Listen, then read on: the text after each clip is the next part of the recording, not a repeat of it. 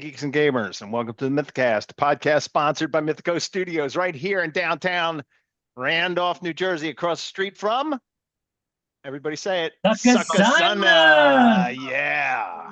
I'm your host. This is the part you interrupted me on. I'm your host, Father Time, and with me, as always, is my good buddy, the tip of the spear, Lord Mortis. I just want you to know, Eric, that I used to be his best friend. Now I'm just demoted to good buddy. So, what's going on, Father Time? Look, we have handsome Eric. We have some what? Handsome Eric. Oh, I know. Well, it's obvious because he's on the video. Hello, Eric. Old man Eric. Hey, Mythicosians. I had to say that, get that in there. How are we tonight? Marvelous. Missing the suit, though. Dang. Yeah, we couldn't organize it fast enough to get the suit in. We'll get him back in here. Here, I'll give you the news. Malifaux 4th edition hit. Looks awesome. Segment over. Okay. That was good. That was good. It's a little out of order because we didn't. Good job. Totally out of order, but that's okay. And if you're trying to take Sucha's job, I could never. He'd kick my ass. He would. He is the karate man. He is the karate man. Well, look, it's been, I don't know, months. At least a month. Yeah, we were away at GenCon. So today we are going to talk about GenCon. We're going to talk about all the amazing stuff that happened there and all the follow-up that we had to do after GenCon. And so that's why we have the good man, old man Eric on here. So he can take us through. Eric killed it, by the way, at GenCon. And Fernando and Lee. There's a lot of good support. And you. Thank you. And that awesome Isuzu truck that we rented. That was awesome. I think it was crazy. And Speedy Demon Lee. I'm sure he'll be listening to this podcast. I'll get angry at you. Mario Keen. He'll get angry again. But no, it was a good time. Honestly, I had a great time. It was a great show. So, Father Tom, you want to lead this wonderful episode? We're not going to do news, are we? We're going to do news. We have a lot of Mythic America's news. So, well, that's all the news we need. I mean, we could talk diet and exercise if you want to. I mean, I just got back from the gym where I was getting swole, pumping iron. You know, big guns like this, right? Oh, big guns. Big guns, old man guns. Yeah, it's kind of bad when you look at yourself in the mirror and you see your dad. It's just, that's exactly what I see, man. It is so not cool. It's great. I totally understand. I was helping my soon-to-be son-in-law move some bricks and stuff, and I heard him say, "Oh, you got that old man strength." And I'm like, you know, when you're old and crusty and you've been pushing, like moving and pushing stuff for, I don't know how many years, 60 years, you can do stuff you didn't think other people can do. Yeah, you know what happens though? Like I can lift a cabin with one arm. I can't walk up a flight of stairs. Right. And don't fall down, man. Do not fall down. It's over. No, I feel great. So, Father Time, why don't we go through the Mythic Earth news, because there's a lot of it. Throwing me, God, do we ever prepare for this? What Mythic Earth news do you want me to talk about? We want to talk about GenCon. We've been preparing our whole lives for this. Battle for the Crux. You mean the 2-player starter that we released at GenCon? Amazing. It was a fabulous hit. Yeah. It was awesome. It had 2 full forces in there, Chachapoy and the people of the totem. Cards are in there. Tokens are in there. The rule book is in there. The rule book actually was maybe the biggest hit at GenCon. We did not have enough, and they sold out pretty quickly. But they do come in the 2-player starter, so that's cool. I did ship all of the ones that we owed. Nice. GenCon, so those are out, and I saw them shipped. So that's good. Yeah, it was a big hit. And we also shipped all the 2-player starters that we owed because we had run out of the show. We picked up a bunch of retailers. We'll put a list on Discord as well. The RPG book. Big. Also huge. Huge hit. Yep. So that came in right before we left for GenCon. This is the Kickstarter RPG book that we funded 2.5, 3 years ago, something to that horrible time period. Yeah, the RPG book, sorry to interrupt, but that was like a closer. People were looking at the models and talking about the game, and then you just say, we have the RPG book, and they like, what? And Yeah, just grab the book, look through it, and then I'll take that model, that model, that model. It was yeah. an unbelievable closer. Well, it's a huge Gen Con is a huge RPG fan base, so it made sense to that it would appeal to that Mhm. crowd, and it did. It did. Yeah, definitely by far the biggest single seller in the game by a long shot. So, And and for all the Kickstarter backers who are listening to this and are saying, "Wait a second, where's my book?" There is still a missing piece. sold it. We did not sell it. We have tons of books that we're very willing and ready to ship out, but we are missing a key piece, which was we made the, what do you call it when you make tiers in Kickstarter? We made one tier that had us print all of the spell cards that go to the book, and we are just waiting to receive them back from the printer, and then I swear we'll be able to start shipping out all the fulfillment. We did have a few people pick up their books Yes, show from yes. Kickstarter, so that was good.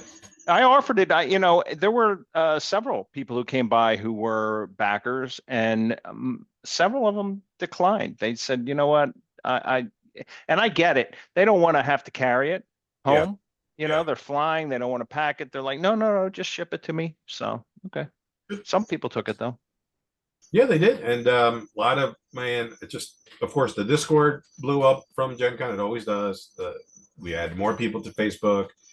The new factions were a hit, though we really didn't give them a lot of, I don't know, say promotion because we're horrible at promoting ourselves, but we didn't give it a lot of spotlight or a big spotlight. We didn't put a big spotlight on them, but everybody loved freaking models. Yeah, well, the models always hit home, and those did. I think people were really interested in the Ghana Cadet, which Yep. are the killer whale guys, and that war canoe. Those things really grabbed people towards the Pacific Northwest, and they were also very intrigued by the Bararo and the King of Quelap. So yeah, there was a lot of interest there. My only regret, and it's not a big one, is that every Gen Con we've gone to, we've taken the entire force. We'll take the starter army, and then we'll take all the supplemental models that people like to see as well, to say, oh, you know what, maybe I need that, and maybe I need that. And we just didn't have the display case this year, a display area, I should say, this year, to take all, and now we're up 2 more factions. So it's a huge footprint to take every model. So that's something we have to either figure out or just live with. And but yeah, I know people were asking, so something to think about. Well, it's the pains, the sort of hard part about growing as fast as we have. Yeah. Um, and at the beginning of this year, we said we wanted to kind of round out the Mythic Americas universe, and boy, we have. I mean, we have 9 forces now. So 9 full forces, a printed rule book, printed cards on the way, a printed RPG book, an amazing new list builder that you'll talk about in detail. We're some new content that we're all making, which is great because so many people again asked for content, so we started that up again. It was our best Gen Con, so this is our 4th Gen Con, and it was an amazing show for us. So I don't think we could have wished for more. As always, we went home mostly empty-handed. And the beauty is we learn every Gen Con we go to. We do more. We offer more. This is the first year we offered the learn to plays and the tournament, which were in a completely different building. They were over at the stadium, which was another education for us. That, oh, guess what? We have to haul a bunch of stuff over to the stadium, and oh, we have to have people over there, which we knew was going to happen.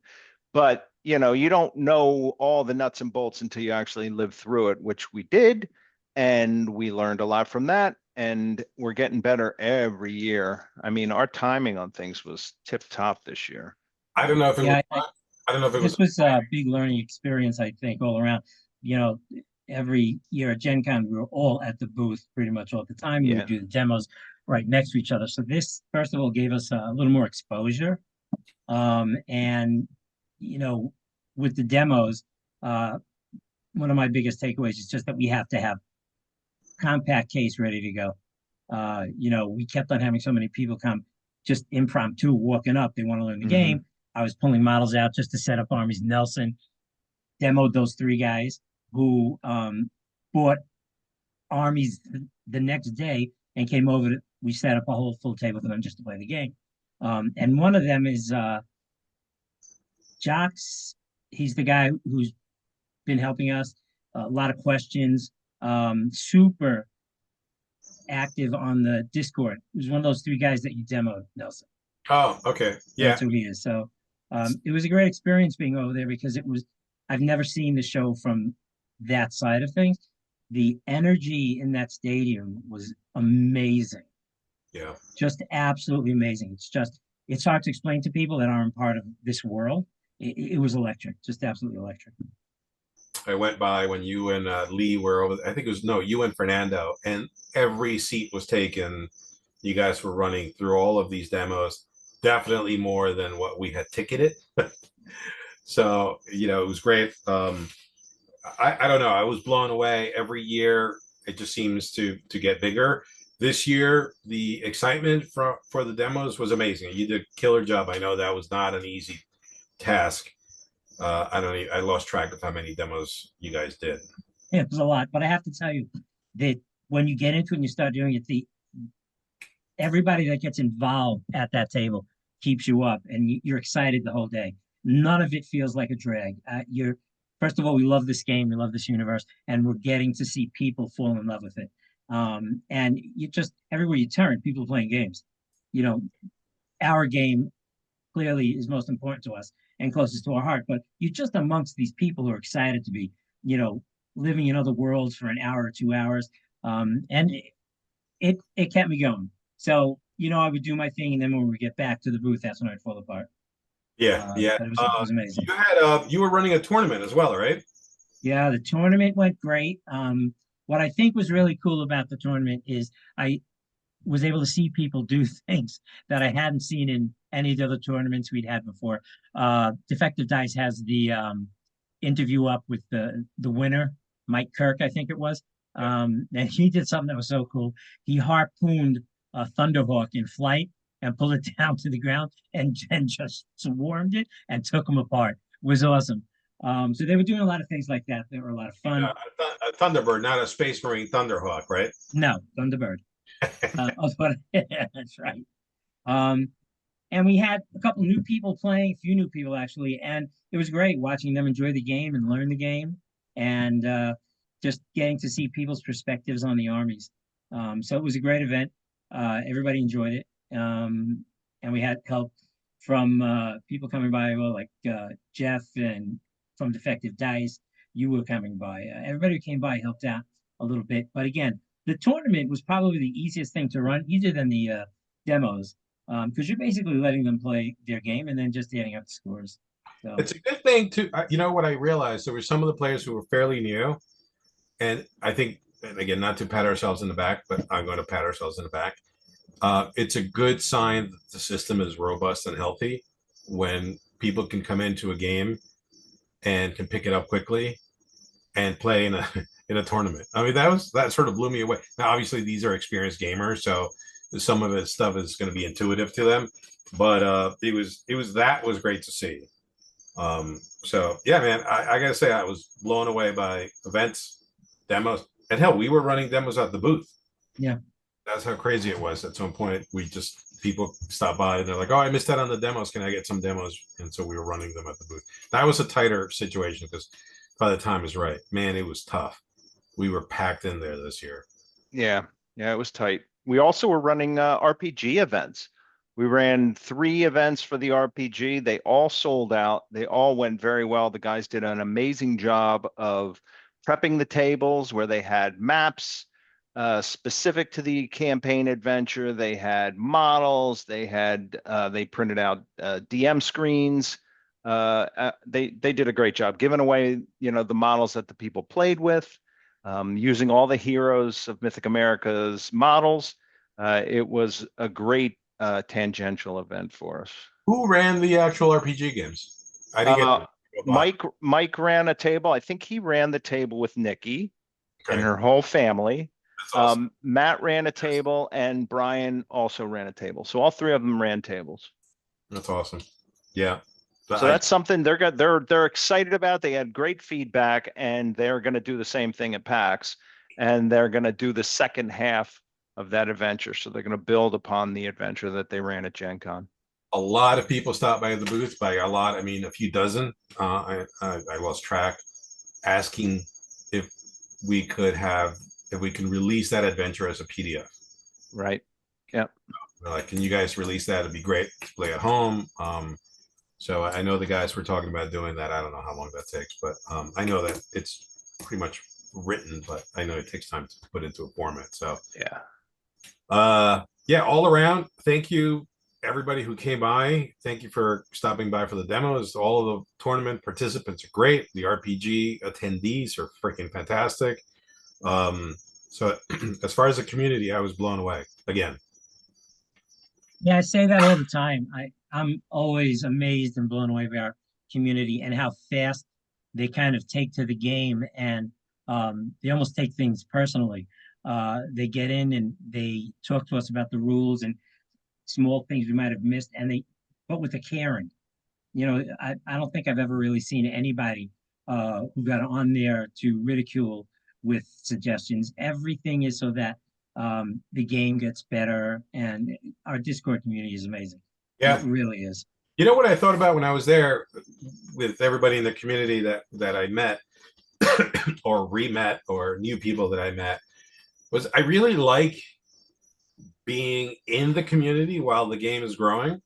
Like I just hope that's something that we continue to do as we continue to add factions or as we introduce new, things like board games and whatever it is that we're doing. I would love to just continue that inclusion in the community, not just on Discord. We all play other games where you just can't get a hold of anybody from the game design studio. So I would love to keep that going because that is actually so. It just gives me a lot of ideas when I come back. In my head, it's like spinning with ideas on, oh, we should do this, we should add these units. I mean, for the time, you and I had 3 units that we left the show with, but an Aztec unit, a Tribal Nations unit, another Crux unit, a bunch of other Crux units that we want to start designing. Well, it was very obvious that the community wants to see the current factions grow.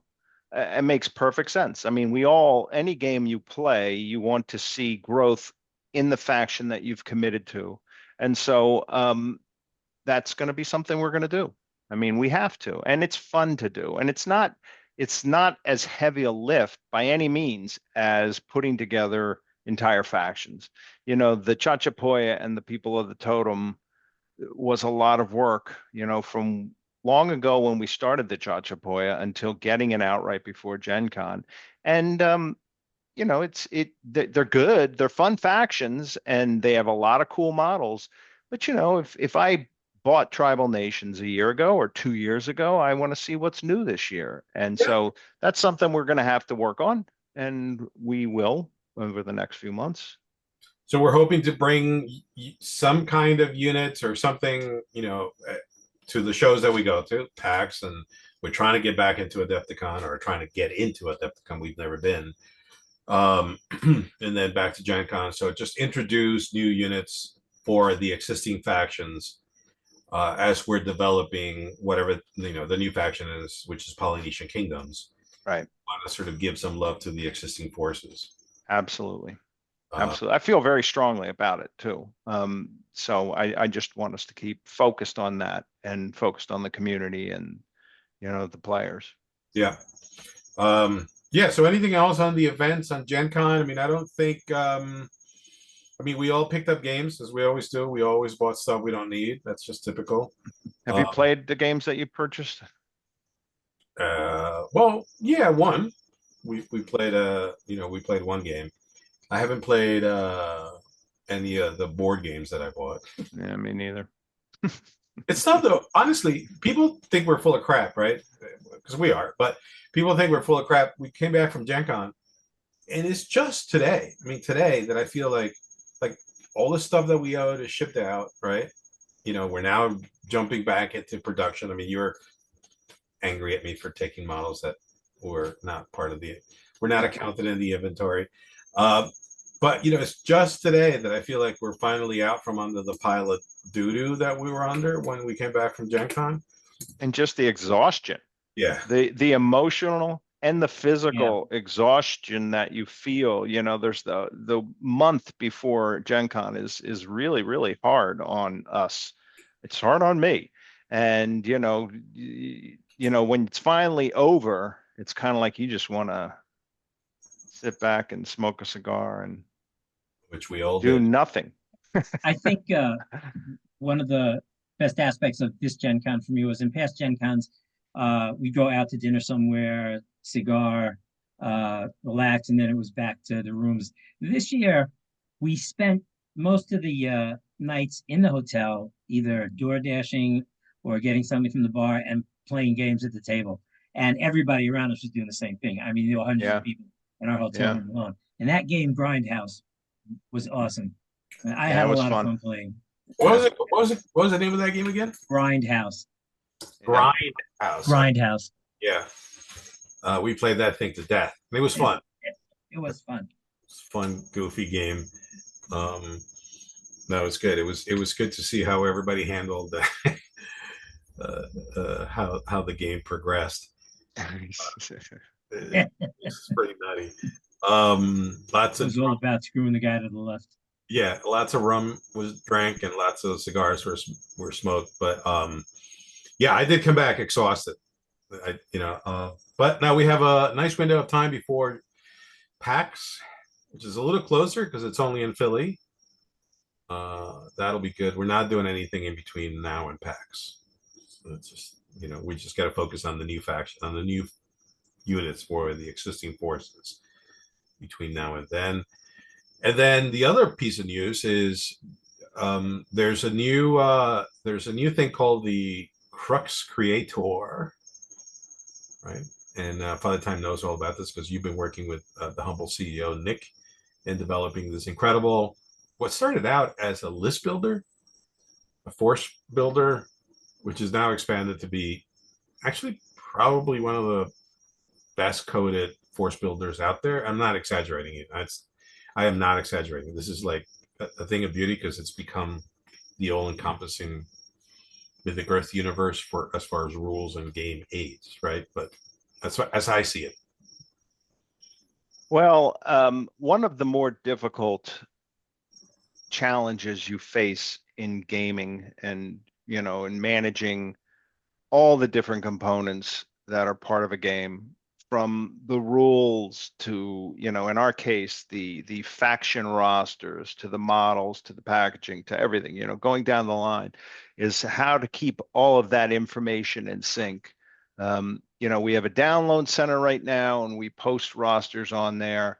And as people find issues, or if we have discussions and we want to make changes, we have to go through the process of, okay, let's make sure these changes are the appropriate changes, put together the new list, publish the new list online, and that can take time. And we're always short on time. We're short on resources. We're short on everything, and so that can lag. And not only that, but the difference between the components of the talents, the components of the spells, the components of the rosters, all those things interact and they all have relationships. And guess who has to manage all those relationships? This guy. Yeah. And so, when people start throwing around, let's do this, let's do that, if we miss the relationships and hey, I'm an old guy. I got the old guy mind, I don't manage that stuff in my brain that well anymore. I don't keep all those relationships at my fingertips. So It's easy to miss something. It's easy to make a typo. We go through so many revisions of faction lists before we release them. So that becomes very hard to manage.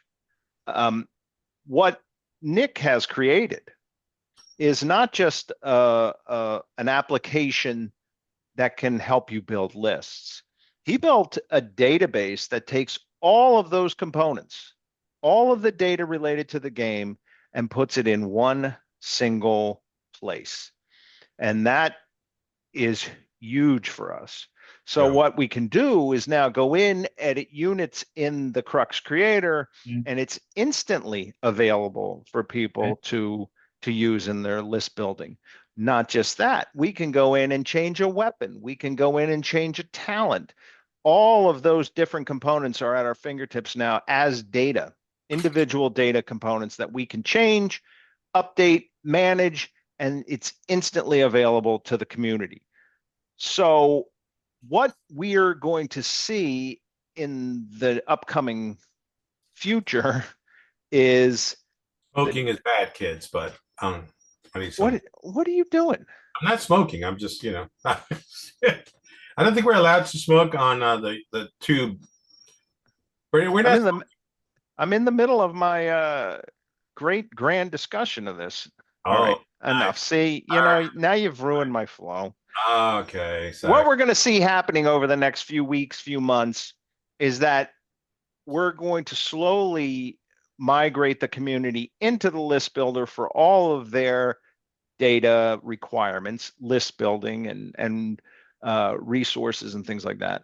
And we're going to start getting rid of the download center because the download center, I mean, one thing that you can do in the Crux Creators, you can dump everything out. I can dump the spells. I can dump the faction.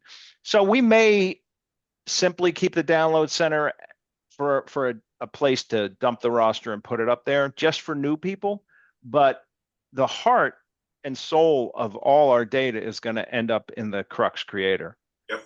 And I cannot tell you how monumental that is to help me in managing all this stuff, but also to help the community in giving them instant access. You know, someone today, I think it was Greg, Dykhouse, he said, "Hey, I was on the Crux Creator and the points are wrong for the Akeem Priestess. Right. You know, it's fixed already. It's up there already. It's done." Yeah. And you know, that will not happen a lot because now we have one source of data, so it's fixed and it's fixed for good. The only time that data would change is if we modified the Akeem Priestess, and there are no plans to do that. And so that data is there forever. It won't have to change. It won't have to get fixed. So it's just huge for us. And there's so much more that this application is going to be able to provide. You know, having the rule book searchable, having the talents searchable and outputable, if that's a word. It's awesome. You know, awesome. It's amazing. And Nick has a huge list of features, never ending, I might add, that are going to bring so much more community building things to you know, help us showcase lists, help us award people for building a list that they want to share, having the scenarios in the list builder. I mean, it's the list is just huge. I'm trying to look at the you know, some map. What's that? The interactive map of the universe. I haven't even touched that yet, but I mean, it's going to be cool because you can start building your own community and have it showcased on the map so that people can find places to play the game, but also you can, you know, kind of tout, you know, this is a Mayan place on the map because my Mayan guys are taking over, and you can, hey, wait, I'm going to challenge you. You know, it's you know, Empire. Oh yeah, exactly. But I mean, there's going to be analytics as the data grows, because we're not just talking about the Mythic America faction data. We're now talking about community data. And as people start putting in lists, you can start looking at analytics like, oh, what is the most used Inuit force? Right. and you can start asking, why is that the most used Inuit force? And how do they normally, load out that unit to make it useful? There's just an amazing amount of information that's going to be there. And ultimately, we're going to start integrating that, and get ready for this, with the Discord community, so that we can actually start referencing data that's in the Crux Creator on Discord. So, we don't have to take pictures on our phone and upload them. We'll be able to say, hey, show me the rule for thrown weapons. Boom, it can just come up in Discord. Yeah. How cool is that? That is just unbelievable. Yeah. Yeah. And today it's funny because we're also keeping track of all the changes, right? So all the patches that go into place, we have a list of, so we can start treating that and using that as a source of errata, or what's new, or what's changed. Yeah. Because that very same Akim Priestess change, I was texting Nick and I said, did you change that? And before he answered, I went, wait a second, let me go and look at the errata notes. And I went, and sure enough, he had changed it last night. So I didn't even have to ask that question. The answer was already there. I think we're going to find more and more that all our questions are going to be answered on the Crux Creator. I mean, within reason, but the volume of data, the volume of resources there is phenomenal. And Nick just has so many crazy, fabulous ideas that he wants to build into it, that it is only going to get better. I bet you there's going to be a way to play the game virtually with people across the country. I think that's where he's heading with some of this stuff. I mean, obviously much further down the road. Yeah. I just looked at it today. I was thinking about the map, and I was thinking, I'm going to be able to pick the Black River right down the street from my house and make that, the area that I'm going to focus on for the campaign that, Eric's going to run over the fall and the winter, and I'll make that my home base. And then I'll be able to write stories around, what that is. And I'll be able to report the activity of my games that we play at the shop around my kingdom, right? Around the Black River base. And I think it'll be freaking awesome.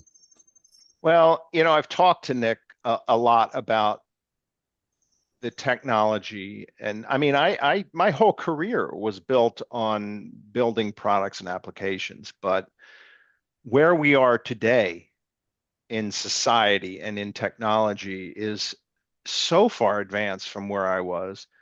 The tools are there. And it really, I hate to say this, but it takes a young mind like Nick's to go and know that the world is his oyster, that all of the tools that he needs, he can implement. And these are things that, from my perspective, I'm like, oh my gosh, having a map that's just too hard, but it's not. Life for someone who is up on the newer technologies. And you know what? He just started. I mean, he's been working with technological guys for years as well, in other projects. But as a coder himself, he's learning as he goes too. It's just been a fabulous experience, and I think the results are going to be huge for us and Agreed. The community. Yeah, agreed. So just so we're doing a short intro. It's just really an intro on how to access the Crux Creator, how to build the list. I'll show you how I built my Inca list, just so that you have a sense of how to use it. We should be posting that in the next day or so, probably Wednesday. And that's going to go on YouTube, our YouTube channel, which is where you're going to be finding this. Right. And it's not hard. I mean, everything's fairly intuitive. Yeah. I've been using it as I've been desperately trying to get the most recent changes to the people of the totem and the Chachapoya done and dusted, so we can actually post those rosters on the download center, but that they would be accurately reflected in the Crux Creator, which is, double work. And it's also, as Eric knows, it's kind of like trying to herd the cats of information that we get on the Discord. So I'm getting close, and probably by the time you publish this, we're going to have a more formal announcement out to everyone, and kind of start pushing, okay, community, go in there and use it. A lot of people are using it already. I'm looking They at are. I'm looking at the lists that are out there, and there's We're getting more great every feedback. day. Yep. I did a list today and shared it to Discord. And what's really nice is it's not a static HTML, typed list. You hit the link and it brings you right into the That's Crux awesome. Creator, Yeah. and you just see everything as it's supposed to be laid out. So you actually see a list instead of just, well, this is the things in my armor. Yeah. Very cool. My wife, when we came back from Gen Con, I must have been, I know I was exhausted from, like, because we unloaded the truck and so on.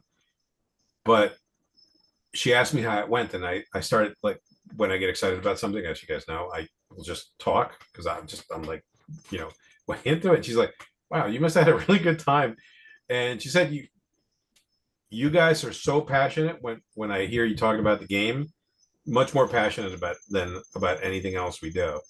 And that's what I've been sort of doing. The thing I've been doing the most is painting my Incas, because I feel like I finally got a list that I was happy with, that I used the Crux Creator to put it together. And I was just up there today. I was just finishing, working on the Supai Ravagers. But yeah, I'm psyched as a gamer. I'm psyched to start playing games again. Yeah, and our community's growing. So there's a lot of players at Mythico Studios now. Yeah. So Yeah. Speaking of which, so in September, we'll have the start of our season, and we'll have the first Mythic Earth Day event. It's going to be a mega battle, which will kind of set the tone for the rest of the fall and winter. We're going to get it up online. Anyone playing around the globe can join in same day, play the scenario, and send their results into us, and we'll get that together, and that'll start influencing how we go forward with this kind of storyline mega battle series. That's probably going to happen near the end of September. We'll get that all out soon. I sent you guys basically the workup. I think it's going to be a lot of fun. if I were a betting man, Yeah. I would say that we'll probably be tracking the results on the Crux Creator. I hope so. Guaranteed. Yeah. Yeah, I agree. I'm excited about that, man. I'm telling you, just playing with it, and hearing you guys talk about where it's going to go. It's really going to free us up from creating all of these materials. You know, we are gamers. I use a lot of different apps and resources to support my games.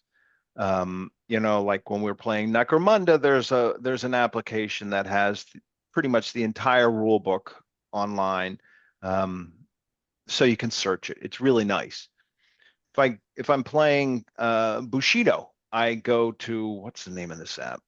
The Battle Scribe, right? Everyone uses Battle Scribe as a list builder. You go to the Crux Creator, it has all of that in it, Yeah. and better. I mean, the rule book there to search, and the list building, and the glossary of index information.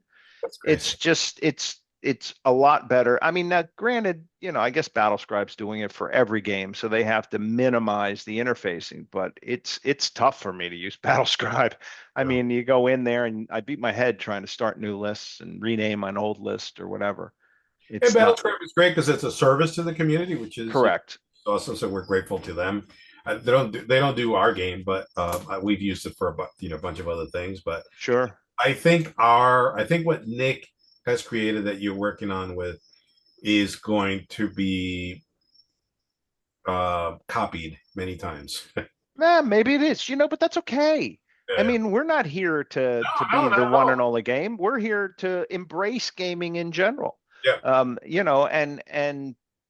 But good luck. He's done a fabulous job, and he's not only has he done a good job on list building, but he has tailored this to our world, to our Mythic Earth universe. Yeah. And that's what makes it special, because he doesn't have to, keep things generic just so he can support some other game.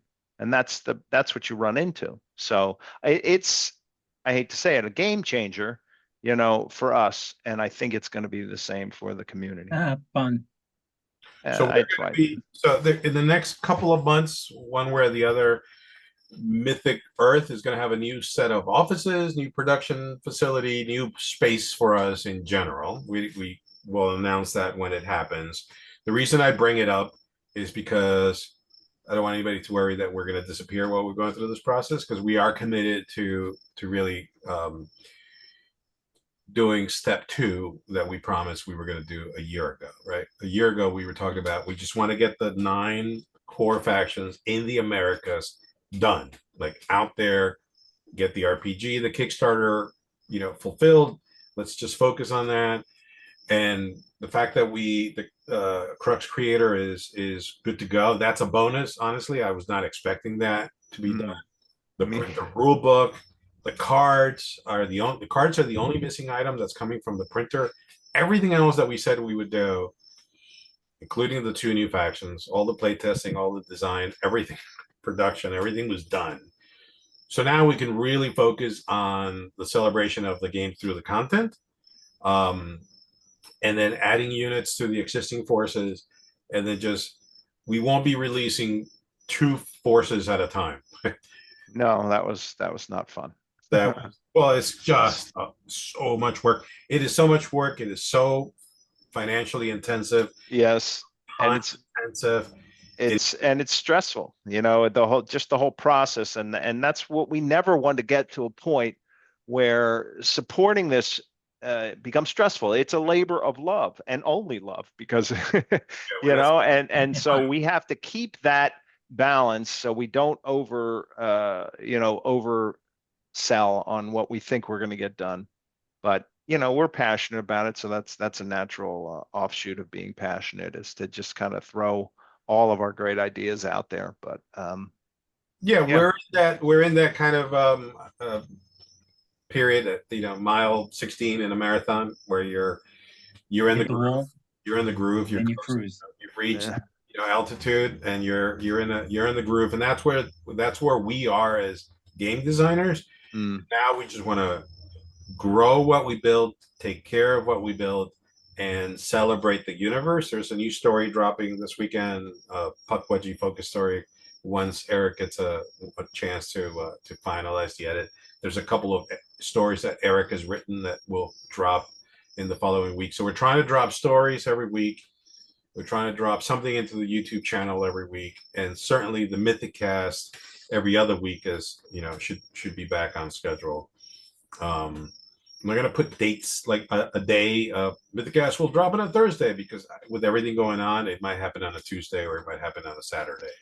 Well, we built something pretty spectacular here, and we need to allow ourselves to enjoy it. Exactly.